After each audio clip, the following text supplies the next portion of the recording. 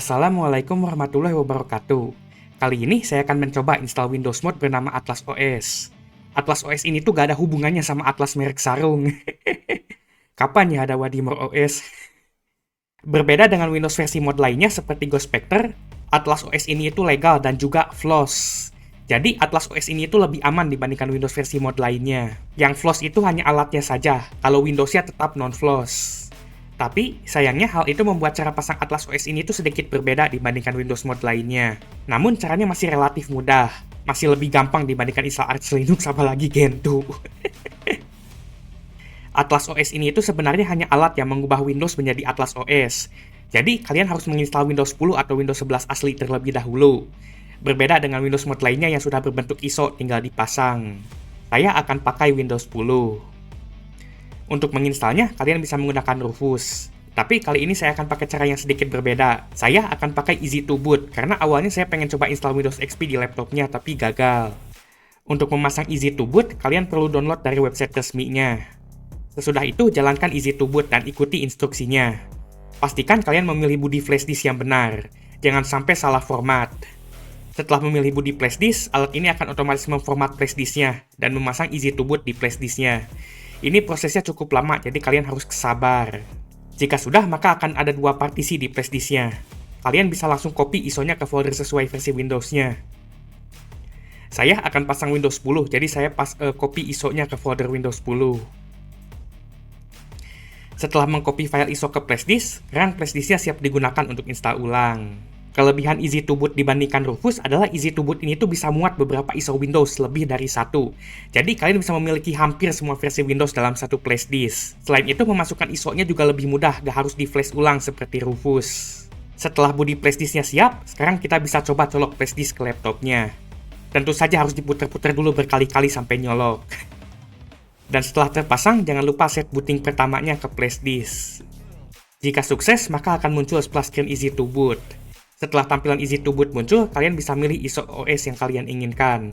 Di sini saya akan pilih ISO Windows 10 karena saya ingin pasang Windows 10 asli resmi Microsoft. Selanjutnya tinggal next seperti biasa. Pilih lokasi installnya dan juga lanjut ke proses instalasinya. Buat yang biasa install ulang Windows pasti udah bosen lihat bagian ini. Setelah itu, laptop atau PC akan restart berkali-kali dan akhirnya masuk ke OOBE-nya. Di OOBE ini adalah bagian yang pilih Wi-Fi, pilih waktu, dan juga pilih tingkat mata-mata Microsoft-nya. Dan setelah proses OOBE-nya akan masuk ke desktop. Di sini kita sudah berhasil memasang Windows 10 di laptop ini. Sekarang kita lanjut untuk mengubah instalasi Windows 10 ini menjadi Atlas OS yang lebih ringan, lancar, dan wus-wus. Namun, sebelum memasang Atlas OS, ada beberapa persiapan yang perlu dilakukan.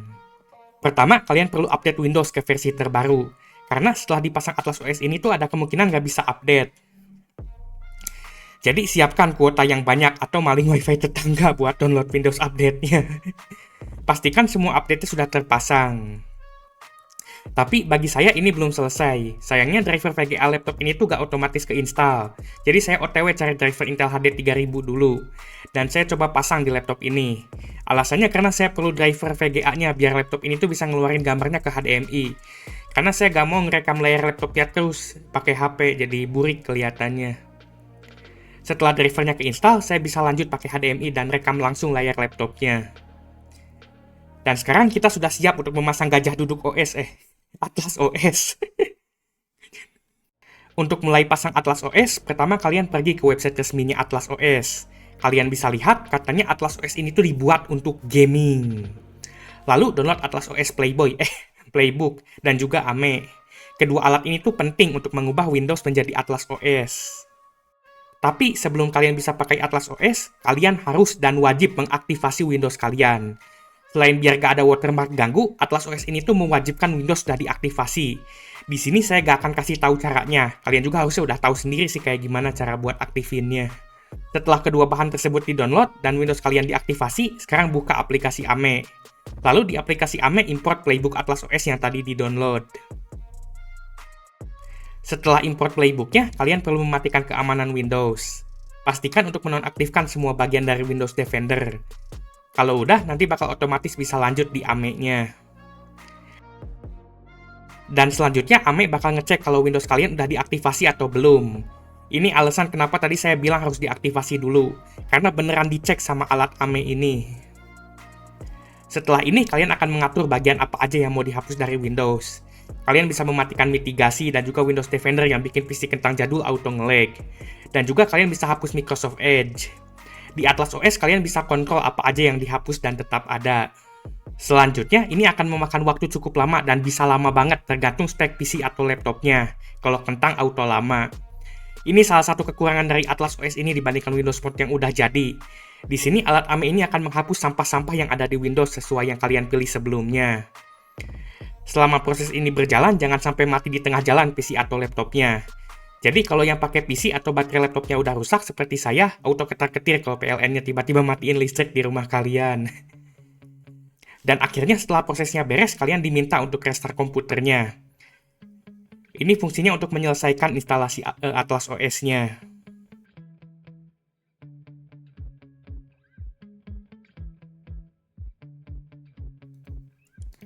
Dan setelah restart, PC atau laptop kalian sudah berubah menjadi Atlas OS. Setelah dipasang Atlas OS, wallpapernya akan berubah menjadi wallpaper Atlas OS. Dan juga Windows-nya terasa lebih lancar. Ini bakal kerasa banget di PC atau laptop yang speknya kentang seperti yang saya pakai ini. Bagaimana performa laptop ini setelah menggunakan Atlas OS? Saya menginstal Atlas OS ini di laptop Acer V5 471G dengan prosesor i3 Gen 2, RAM 4GB, dan Aldo SSD 240GB. Acer itu singkatan dari agak cepat rusak. Spek ini udah kurang layak dipakai di zaman sekarang. Untuk penggunaan RAM, saat booting awal, Atlas OS ini tuh memakan sekitar 1.4GB. Jauh lebih ringan dari Windows 10 asli yang biasanya makan sekitar 2-3 GB-an, dimana RAM 4GB-nya itu langsung habis sama sistem saking beratnya. Untuk dipakai browsing, saat menggunakan browser Edge, laptop ini masih cukup lancar. Ini karena penggunaan RAM OS-nya itu sudah berkurang, jadi lebih banyak RAM yang bisa dipakai untuk browser. Walaupun lebih lancar, tetap aja RAM 4GB itu gak bakal kuat dipakai banyak tab. Jadi jangan kebanyakan buka tab kalau gak mau not responding. Untuk dipakai gaming, saya akan coba beberapa game di laptop ini. Tentu saja perlu kalian ingat, ini speknya kentang sekali, jadi saya gak bakal pasang game berat. Untuk game zaman Majapahit seperti Half-Life 1 jelas auto lancar di laptop ini. Ini tuh game keluaran tahun 1998 dan lancar banget di laptop ini. Sayangnya nggak tahu kenapa driver VGA-nya itu agak-agak ngebug, jadi saya cuma bisa pakai software mode dan nggak bisa pakai OpenGL.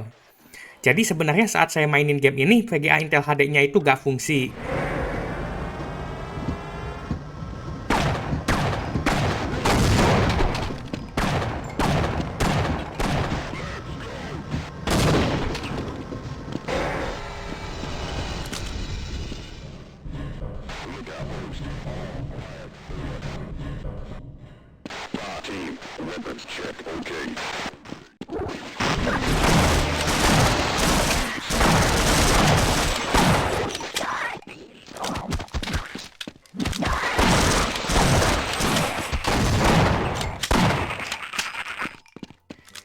Untuk Stumble Guys, saya akan coba pakai setting bawaannya. Ini nggak ada yang saya ubah. Dan untuk performanya, ini masih cukup lancar, bahkan saat banyak orang yang main sekalipun. Saya kaget juga ini laptop sejadul ini dan sekentang ini masih bisa mainin game yang kemarin sempat ngetren. Ya wajar juga sih, soalnya ini tuh aslinya game HP yang diporting ke PC.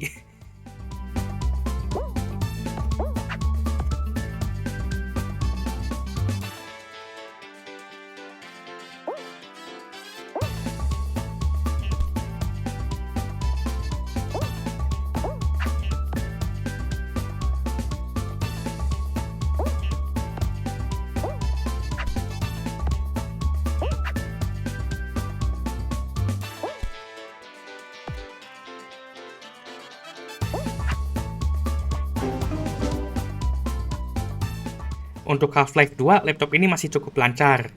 Cuman saya pakai capture card jelek murahan, jadi gak enak buat main game FPS kayak gini. Karena delay dan latency-nya itu kerasa banget. Tapi untuk performanya ini playable dan lancar. Saya gak pasang FPS meter, jadi gak tahu ini berapa FPS. Tapi yang saya rasain ini seperti 30 FPS-an dan gak kerasa nge-lag.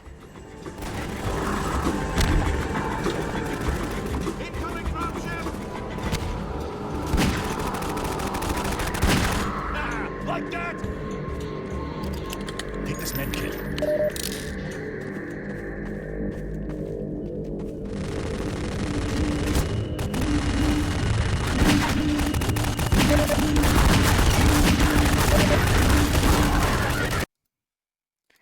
Untuk Left 4 Dead 2 juga masih cukup lancar, karena ini mesin gamenya pakai source yang sama kayak yang dipakai Half-Life 2 tadi. Tapi bedanya Left 4 Dead ini sedikit lebih berat, terutama kalau zombinya banyak banget. Dan karena saya mainnya pakai capture card murahan, ditambah mouse-nya agak-agak waras sedikit, jadi saya noob marah maininnya. Dan saya yakin di komentar pasti banyak yang teriak-teriak skill issue, skill issue. Ya sih sebenarnya skill issue juga. Soalnya ini efek kelamaan saya gak main game di PC, jadi noob parah.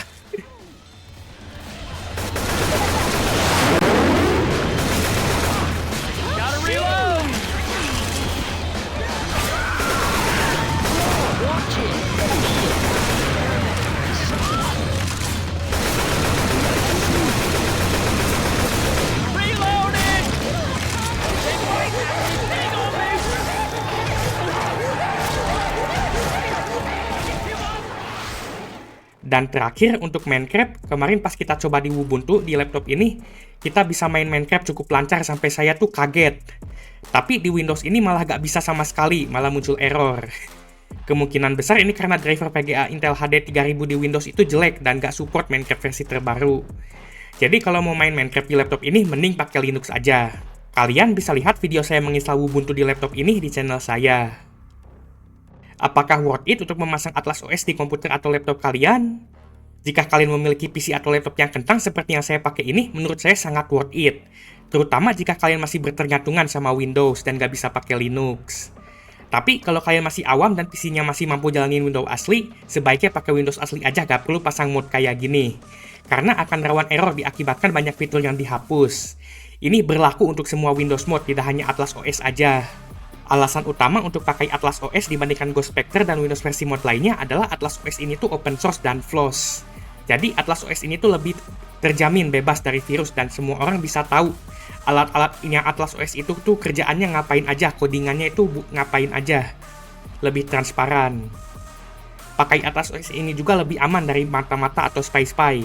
Karena banyak mata-mata Microsoft yang dimatikan dan juga pihak Atlas OS ini tuh tidak spy-spy karena flaws. Tapi tetap aja, kalau kalian peduli sama privasi, seharusnya gak usah coba-coba Windows, mending pakai Linux aja, yang dibanggain sama Anton Wibowo. Jadi, kalau kalian bisa sabar dengan proses installnya yang lebih ribet dan ingin memakai Windows yang lebih ringan, Atlas OS ini tuh sangat wajib dicoba. Itu saja sekian dari saya, semoga video ini bermanfaat.